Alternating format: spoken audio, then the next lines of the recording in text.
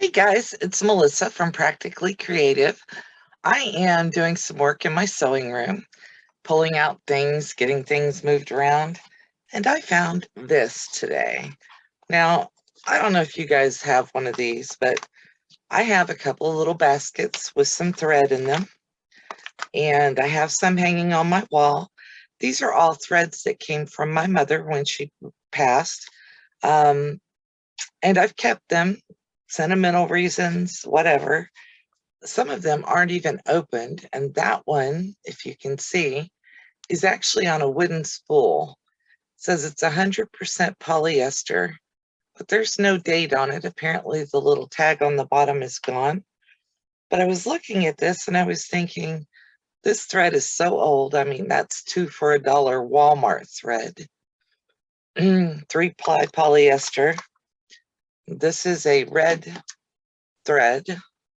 And I've been looking at all of these going, wow, where did these come from? So then I started testing thread, and that one took a pretty good pull to get it to break. So I thought, well, this thread is still good. Why am I not using it? So I took a spool and I put it on my Baby Lock Jazz this morning. And this one hasn't been used either, you can tell, or barely. But I took a spool, put it on my Jazz, and did some piecing with it, and it worked great. So I'm going to start using these spools of thread up just for piecing work, maybe for some quilting on small things. They are 200 yards, 500 yards, just little bits of thread. But I want to use them up, and that way I don't feel bad throwing away something that I got from my mom. I also found this in my bin. All of this is all broken up at the bottom. It's a spool of serger thread, and the plastic's coming apart. But I wound a couple of bobbins off of this to use also for piecing.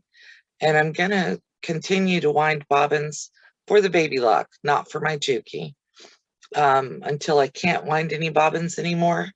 And I did discover that if I turn it upside down in a cup, I can use this on the top thread for my machine.